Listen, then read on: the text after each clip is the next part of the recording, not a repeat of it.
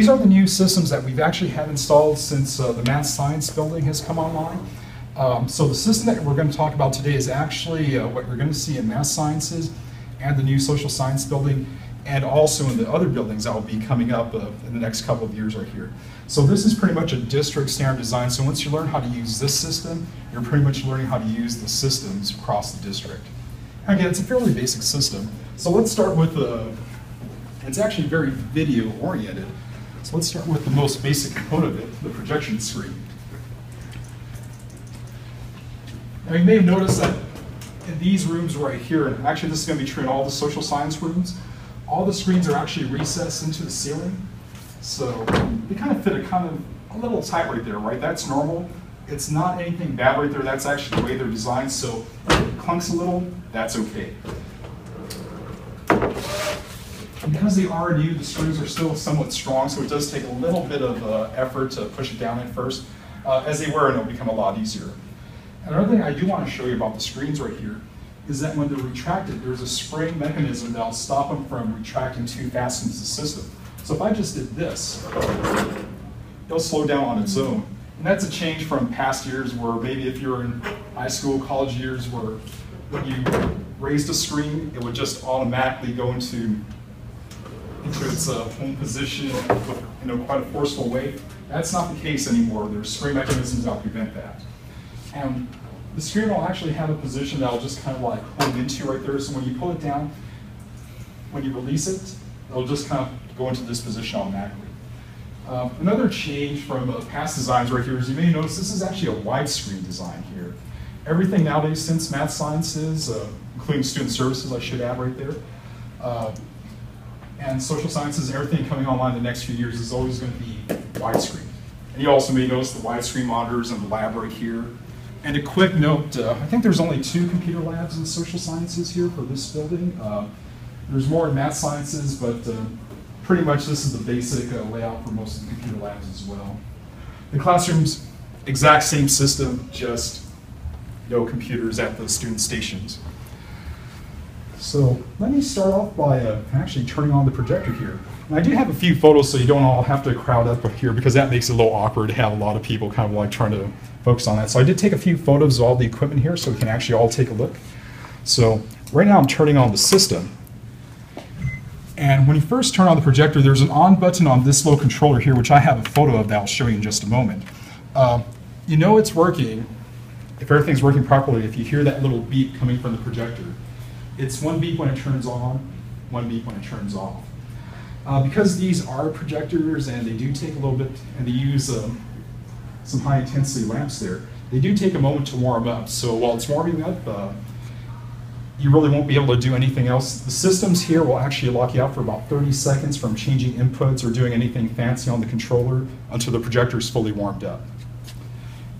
And usually, you can eyeball it by telling the projector is fully warmed up when, if you have some input. In this case, I had the computer already turned on. The computer images will pop up.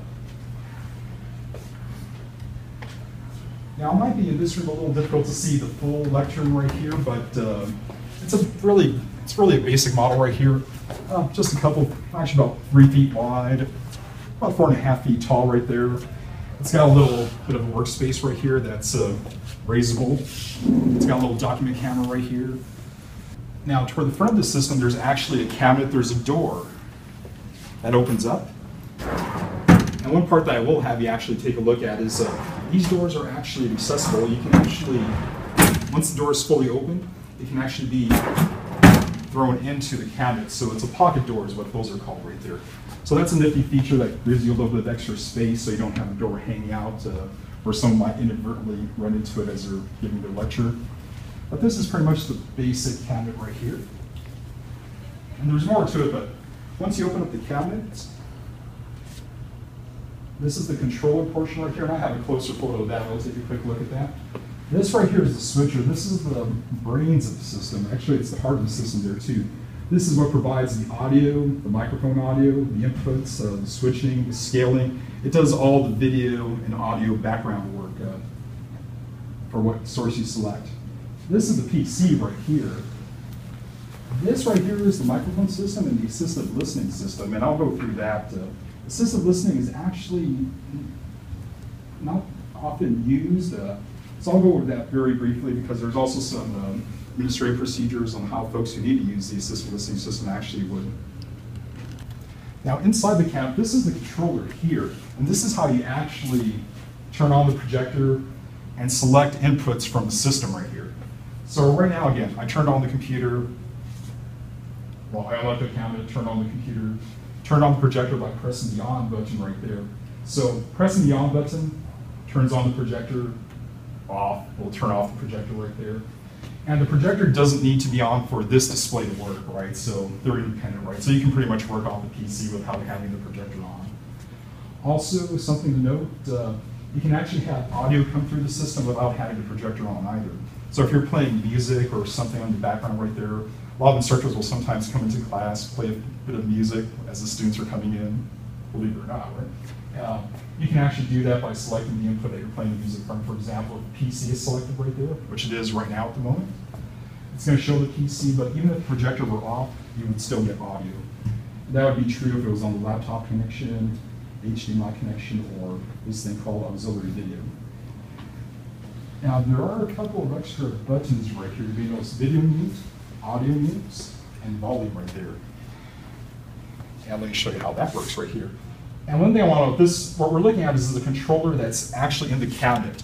There's actually going to be two controllers. One is right here in the center top of the cabinet right there. Let's see if I can find a photo of that.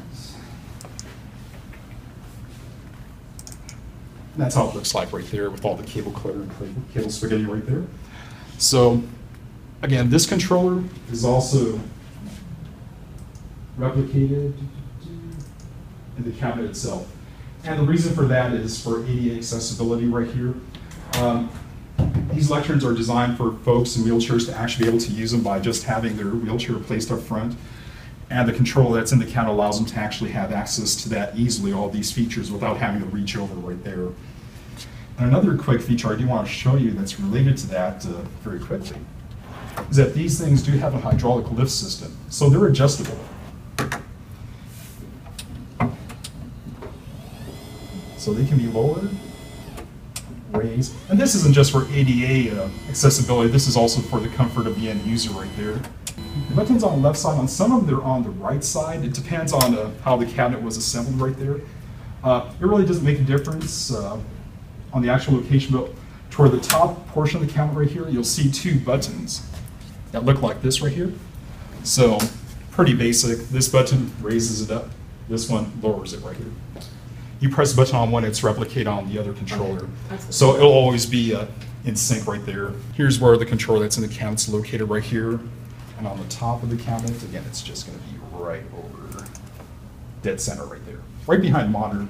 Sometimes, and you may have noticed that these monitors right here are all on articulating arms. That's just to make it a little more easy for the end user to adjust it to his or her preference right there. Sometimes you'll get folks who will lower the monitor all the way to the base, and sometimes they won't notice that there's a controller at all right there because it's kind of then hidden behind the monitor. If you get any trouble calls about that right there, just ask folks to look behind the monitor, or let them know too that there's a controller inside the cabinet as well. Now, a couple of features I did want to still go over right there. The video mute, audio mute buttons, and volume control. Video mute literally just does as it says. If you press video mute once, it just kills the video. And what audio mute does is it'll also just cut off the sound of whatever you happen to be playing there. If you're using these systems, you may notice that when you press a button, there's like a half-second delay between an action that actually is supposed to happen after you press the button. That's kind of built into the system. There's always going to be a slight delay, so it's not instantaneous. That's normal for this kind of system. The volume control, which is this right here. There's 5 little LED lights right there. One is kind of like a red LED light at the very top, so that if it's this one right here is red, it means you're driving the system too hard. Right now I'm driving it into the red because the system's already been adjusted to not overload them right there. And one thing to note, again, just a basic rotary control. This thing right here is just a small rotary knob. So turning it clockwise increases volume, turning it counterclockwise decreases. But it is a little slow, and what I mean by that is if you turn button, the volume won't increase as you're spinning right there. There's going to be a bit of a delay, actually almost a full second delay between your increasing the volume and lowering it.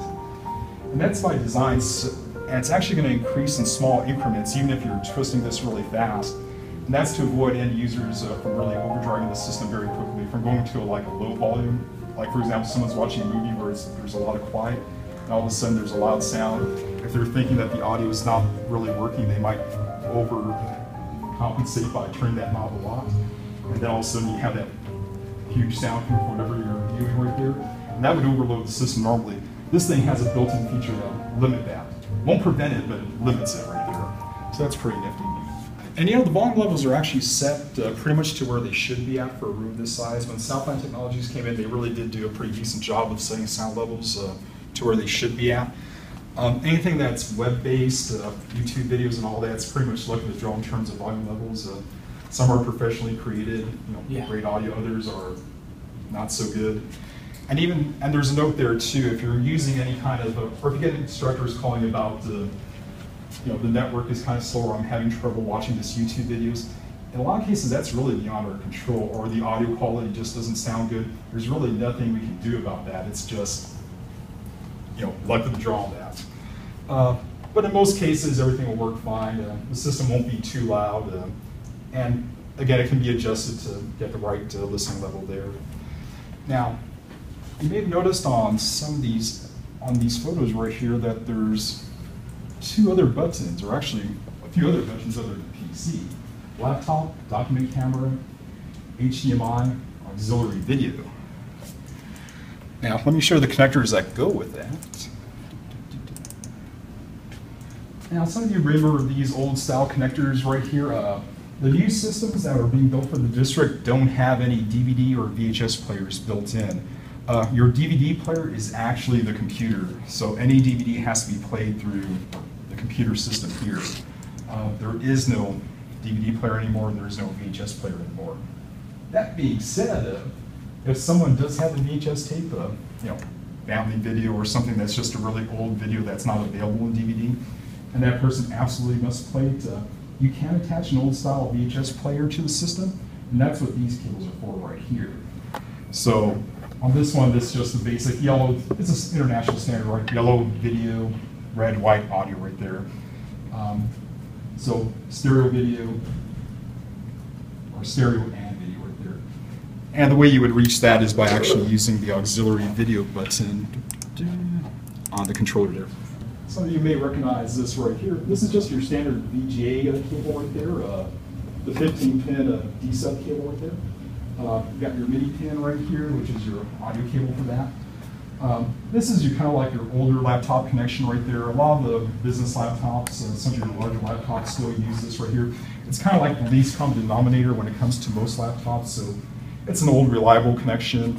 And the way you would use that is just by selecting laptop connection right there.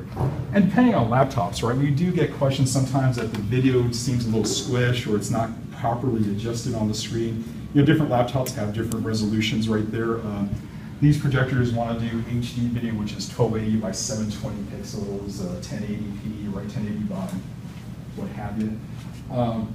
And laptops usually, if they're using the VGA connection, don't want to do those resolutions. They want to do some kind of odd resolutions right there. So in those cases, pretty much the person who's using a laptop should probably go to AV or ask one of the computer folks to kind of find out what's the best resolution to use with that particular laptop or device with this system right here. But generally, it's 1360 by 768 is the optimal resolution when you're using a laptop connection on this one. Now the HDMI connection, this is just your standard HDMI connection. And that's what this guy is right here. It's labeled HDMI. HDMI is usually plug and play. Usually, there are some little foibles with it, a few quirks right there. One of the biggest ones, it doesn't really have any kind of latching mechanism, so it's kind of a loose fitting connection on a lot of devices right there. For a lot of tablets, you actually need an adapter to use it. Most, for instance, iPads won't have an actual HDMI output. You have to have a specialized adapter that will convert from iPad to this type of connector right here. That being said, if you have the adapter, if you do have the HDMI connection, it's pretty much plug and play. And this cable actually is pretty cool in that carries both the audio and video. By default, this system's already set up to work with the HDMI audio right here. If we got any calls saying there's problems with the HDMI, usually it's the person won't have the adapter for it. Another big issue is someone's trying to play a video and it has sound. That device has to be configured to actually pump out sound through the HDMI connection. It's not necessarily automatic. A lot of laptops, a lot of portable devices are getting better at this being an automatic connection where it'll default to HDMI audio, but not always. So there will be cases where people call and say, we're getting the video but no audio, and that would actually be a device setting that has to be changed versus this guy right here. So we do have like some extra connectors right there to hook up some external devices. And let's go to the next feature, actually, the microphone, right? All new rooms actually have the microphone system built in. So there's something called an Audio Technica receiver right there. That's kind of like the back end for this right here. Normally it should just be left on in the systems right there. If folks want to use the microphone, there's a couple of tricks to this. The first, most important one is to make sure this is on. There's a power button on the left-hand side of the device. Again, Audio Technica, left-hand side. The power button just has to be pushed in, and that would be on. And usually you can tell it's on because you have a green backlight right there. So that would be the first thing. And the microphone systems that are used in classrooms are these lavalier systems. But this is your basic device right there. There's a little door right here that hides the controls when someone doesn't want them to be tampered with. These are volume controls right here, right? And normally these are tied to the controller. The one that's not directly tied to the controller is the mic volume. So the mic volume is an independent setting, and that affects how loud this is going to sound. So if I cranked it up a little more, I'll get a little more oomph. If I just turn that rotary dial there just counterclockwise, it'll lower the volume. Again, crank it up just again. And it's also tied to the master volume, so if I lower the master volume, it's going to also lower the mic a little bit. But again, there is that little thing I was mentioning. It does take a few seconds for that master volume to actually change as you're rotating the dial there. Yeah, it's these buttons right here. These ones are never meant to be touched. Are they going to be touched? Of course, right? They're going to be used. In fact, there's already been cases where folks press those buttons too hard and it literally is broken, kind of like the stem that's holding the button in place right there. So it's also possible to damage that right there. The reason we don't block out these buttons right here, because it'll also block out control for the microphone volume right there. It's just the way the switcher's designed right there. But normally folks shouldn't be messing around with these buttons. And even if they do, they're selecting the sources on this versus the controller. Just by pressing the right input on the controller, that'll take you back to the right input on that switcher. So pretty much just working through the controller will bring everything back to normal, even if folks are messing around with the switcher buttons. Let's do a quick demo of the dock camera right there. And that's just a couple of pictures. So the last feature here for our system is the dock camera. And that's this little guy right here. The main issues that we have with that right there are just folks trying to figure out how to turn it on. It's actually pretty basic on how to turn that one on right there. On the right-hand side of the device here, there's a power button. It's this thing right here.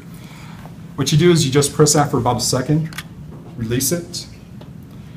It takes a moment to start up. If you're close to it, you hear some whirring as the device is warming up right there. And it does take a few moments to start up. So while it's starting up, I'm going to switch over to dock cam on the controller. And it may look like nothing's happening here. I guarantee you something's happening again. It just takes about 30 to 45 seconds for it to do anything. We'll give you the little corporate logo first, and then at some point it'll actually show you the correct image right there. And there's a lot of buttons on top of the controller here. Normally, the only buttons that need to be messed around with on the controller are just the focus buttons and lighting. And let's see if I can get you up there. You have all these buttons at the top of the controller right there. The only ones that you really need to worry about are zoom in, zoom out. These things are already set to autofocus. And depending on room lighting, there is a lamp feature to this, which is pretty nifty. But in normal room lighting, you should be okay to use the document camera. So once the document camera is turned on, you just put whatever you want to view underneath it. And that kind of like adjustments right there that you're seeing just have to do with the auto adjustments for lighting and focus right there. So for a still image, it's actually pretty good. And probably the easiest way to focus these things is just by physically moving the device. Or again, you can just use zoom in, zoom out. Again, it's a really sharp image. There is a bit of a trade-off. When you get a sharper image, sometimes you use less frames per second. And what that means is, notice there's a bit of jitter with the movement right there. It's not a perfectly smooth movement right there. That's normal. It's doing about 15 frames per second. Normal, non-jitter-free movement that you would see as a smooth movement, that would be about 30 frames per second. This is doing about half that right there. But still pretty good right there. And there is a slight delay between what I'm doing on the paper there and what actually pops up on the screen. And again, the buttons that you would want to focus on are just zoom in, zoom out. And to turn off the device, it's just holding down the button that's on the right-hand side of it. Just press it for 1 second. I'll go back to .cam real quick. And that'll turn off the device. At the top of the device, there's a little LED light. Normally, if it's red, means it's off right there. If this light right here is green, that means it's on. There's a whole bunch of other little features right here. There's little buttons and things that can be messed around with at the side right there. And that, again, folks are eventually going to discover those buttons and switches and things will happen to it. But normally, as long as this goes to green and the device is on and all the cables are connected, the HDMI cable is how this one works, then everything should be fine. You know, for assistive listening, there is a receiver in here and a transmitter for assistive listening devices. We actually store these up in Audiovisual right there, only because they're a little pricey right there. This one's still brand new. The way that works is it'll pick up any system audio, so whatever audio is going into the system right there, regardless of the source, will be pumped into the assistive listening device. Again, it does have a little power button right there, so it has to be on in order for it to work right there. Normally, for folks that are requesting assistive listening, we'll set it up. We'll make sure that this portion is working okay. We'll help them set up this portion right here. And what it really is just there's some buttons in here where you can adjust adjust it to the right channel up, channel down, just like a TV setting right there. It's going to show you a channel on this little screen right here. You just sync to the same channel on this device right here. And most folks who have assistive listening devices will actually have a connector that already goes to whatever listening device they're using right there. But we do have headphones that folks can use independently right there. Again, with assistive listening devices, there's a lot of variation out there with what folks are actually using to actually go into their ear right there. Some folks just don't like using the supplied headphones that we use, so they're using their own headphones, or they have a connection, again, that goes directly to the device that they're already using. But they wouldn't need this, right? If they're using our device for the assistive listening, transmitter has to be on, this has to be available, and you just need the little audio plug that goes from that. Again, really basic setup. Most folks who do use it actually are already familiar with how to use it, or they're already familiar with these systems right there. Any technical questions on it, folks can call AE. And another note, for the instructor, in order for your voice to actually really carry well with the assistive listening device, you do have to use the microphone. So the microphone does have to be on, and audio will go from here into there. So it'll plug in system sound and plus voice, right? But the voice will only work if you're using the mic. And you may have noticed these nice little laser pointers right here. They're in every cabinet right here. They're in a little bag right there that consists of a little USB receiver, this device right here. It takes a little practice with this right here. It's also a wireless mouse. There's a basic on-off switch on the left side. On the right side's a little switcher that says use as a mouse, use as a presenter. Has a little TV icon. The other one has a little mouse icon. You just got to play around with it right here. And it does have a nice little green laser pointer, which is much safer on the eyes in case it inadvertently gets sent into someone's eyeball there. Much easier on the retinas than a red laser light, right? We always get questions about where to find the power button on the computers. So for the computers right here, this is the actual computer right here. This is actually a little toggle switch right there. So pressing this area right here down, this portion of the button will actually turn on the computer. There's a network cable, which I didn't throw in. So for network connectivity for a laptop, a person would have to actually have a laptop that supports this. Believe it or not, there's laptops nowadays that actually don't support this kind of connector. You need a specialized adapter for it as well. For video, this would still be the standard for most laptops that are used nowadays. But again, it's either going to be the VGA connection, and this would be the audio that goes with VGA, or HDMI for some of the newer laptops. And generally speaking, on most modern laptops, as soon as you connect in either connection, it'll automatically detect the right signal or the right screen resolution. 90% of the time it works, sometimes it doesn't. For the folks that aren't familiar with it off the bat, it's okay for them to call AV, IT folks and just kind of like say, this is how you do it on your specific laptop. And usually just after that one training or that one showing them how to do it, we don't have to worry about it.